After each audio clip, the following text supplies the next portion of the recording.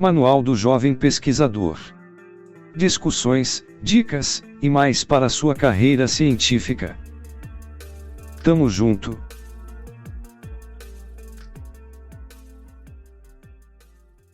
Olá!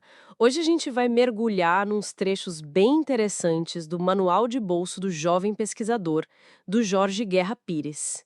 O foco é a comunicação não violenta, a CNV, sabe? Aplicada nesse mundo acadêmico. Exato. O autor ele propõe olhar como essa abordagem que vem lá do Marshall Rosenberg pode ser assim uma ferramenta bem importante, principalmente para quem está começando na ciência, né? E enfrenta um ambiente que muitas vezes é bem intenso. Intenso é uma forma delicada de colocar, né? O Pires até cita uma sondagem, olha que dado forte. 80% dos bolsistas concordaram que a academia foi um dos ambientes mais violentos que eles já viveram. 80%. E um número chocante, realmente. E aí, como que a CNV entra como uma luz nisso, uma alternativa? Então, um ponto-chave que o material destaca citando uma seguidora do Rosenberg é que CNV não tem a ver com ser bonzinho, sabe? Ou passivo. Ah, interessante isso. É definida como coragem, verdade e amor. Quer dizer, é uma postura ativa. É ter a coragem de se comunicar de forma autêntica, consciente. É quase o oposto de fugir do conflito. Entendi. Não é evitar, é transformar a comunicação. Mas qual seria a essência disso, então? Como funciona? E, basicamente, é mudar o foco da conversa. Sair dos julgamentos, das críticas, sabe? Aquela coisa de "você está errado, isso aí não serve para nada". Uhum, que é tão comum, né? Muito. E a CNV direciona para o quê? Para observar fatos concretos, identificar os nossos próprios sentimentos e, o mais importante, as necessidades humanas universais que estão por trás desses sentimentos. Tipo, necessidade de respeito, de autonomia, de segurança, de conexão. O Rosenberg chamava isso de linguagem da vida. Linguagem da vida. E o autor contrasta isso com o que ele chama de linguagem de burocrata. O que seria essa linguagem e por que ela é prejudicial, digamos assim, nesse contexto acadêmico? Essa linguagem de burocrata é aquela que meio que tira a responsabilidade individual da jogada. Sabe? Tipo, Tipo quando a pessoa se esconde atrás de ordens superiores, ou são as regras, é a política da instituição. Aquelas frases tipo, eu tenho que fazer isso porque mandaram, ou é o procedimento. sim, o famoso não sou eu, é o sistema. Exatamente. É uma linguagem que aliena, né? O autor vê isso como algo que distancia a pessoa das consequências do que ela faz e que pode, de um jeito sutil, acabar normalizando ou até tornando aceitável certas violências ou pressões do sistema. Porque ninguém se sente o responsável direto, entende? Faz todo sentido. E isso me conecta com a questão da hierarquia que o autor também traz. Ele menciona o índice de distanciamento do poder, o IPD, né? Que no Brasil é alto, 69. Isso sugere que a gente tem uma cultura que aceita mais as desigualdades e a hierarquia. Exato. Essa linguagem de burocrata se aproveita disso. Fica mais fácil para o jovem pesquisador, por exemplo, ser silenciado ou ter dificuldade de expressar uma necessidade. Com certeza. Esse IPD alto reforça a ideia de que a hierarquia é algo meio fixo, inquestionável. E aí, a linguagem de burocrata vira um escudo para quem está em cima e uma barreira para quem está embaixo. O jovem pesquisador, que muitas vezes, como o autor coloca, é meio que a criança do sistema, né? Com menos credibilidade, sofrendo a pressão do publisher perish, que o autor, aliás, classifica como uma forma de violência. Sim, ele fala isso mesmo. Ele encontra muito mais dificuldade para expressar, sei lá, uma necessidade de autonomia ou de respeito.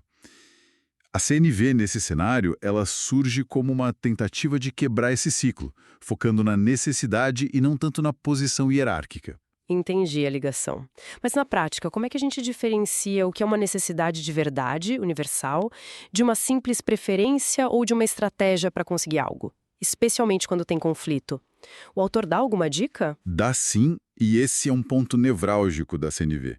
O material bate muito na tecla de distinguir necessidades, que são universais, tipo segurança, respeito, aprendizado, das estratégias.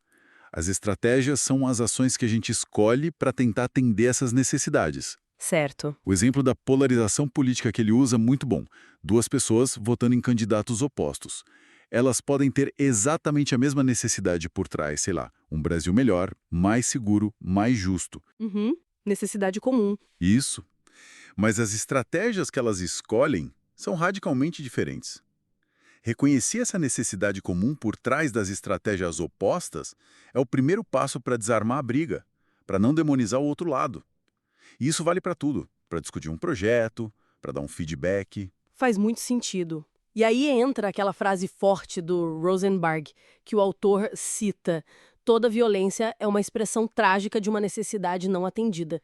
É olhar para a necessidade por trás do ato, né? Em vez de só ficar julgando o comportamento. Exatamente. E isso vale para a gente mesmo, para como a gente se trata. Com certeza.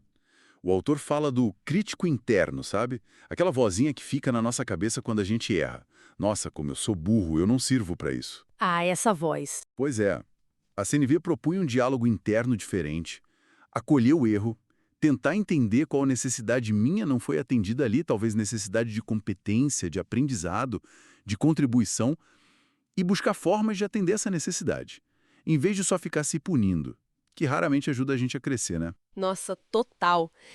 E essa autocompaixão, ela parece fundamental para lidar com feedback, que é uma coisa tão constante e às vezes tão difícil na academia. O autor até conecta CMV com aqueles gatilhos que fazem a gente rejeitar feedback, o gatilho da verdade, o da identidade, o da relação. Sem dúvida. Como a CNV ajudaria nisso? Especialmente naquela dinâmica tensa de orientador orientando, onde a hierarquia pesa bastante. A CNV pode transformar o feedback. Em vez de chegar e falar, seu trabalho está superficial, que é um julgamento, ativa na hora o gatilho de identidade. A pessoa já se fecha. Sim, já era. A CNV sugeriria algo mais tipo: olha, eu notei que nessa sessão aqui aponta a observação concreta, a análise não aprofundou X e Y. Eu fiquei um pouco preocupado, o sentimento, porque a gente precisa de mais rigor para conseguir a publicação, a necessidade. Que tal a gente revisar junto esses pontos? Um pedido claro. Nossa, é outra abordagem. Completamente. Foca no comportamento observável, no sentimento de quem fala, na necessidade mútua e faz um pedido claro, não uma exigência disfarçada.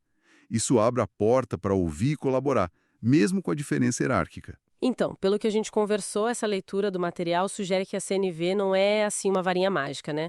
Mas é uma prática constante, uma mudança de olhar mesmo. Exato. Sair dessa cultura de culpa, de julgamento, e ir para uma cultura de buscar conexão, de entender as necessidades, as nossas e as dos outros, mesmo num sistema que é hierárquico e competitivo como acadêmico. Perfeito.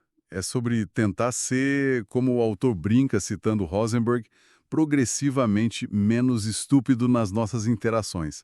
É um exercício contínuo, sabe, de retomar a responsabilidade pela nossa comunicação, pelas nossas relações, de resgatar um pouco da nossa agência pessoal, mesmo quando o sistema parece remar contra. E para a gente fechar e ficar pensando, tem aquela frase do Marshall Rosenberg que o autor destaca e que amarra tudo isso de um jeito muito forte. Pessoas cientes das próprias necessidades e sentimentos fazem péssimos escravos. Essa é poderosa. Muito. Deixa a gente pensando sobre autonomia, sobre expressão autêntica, não só na academia, mas na vida, né?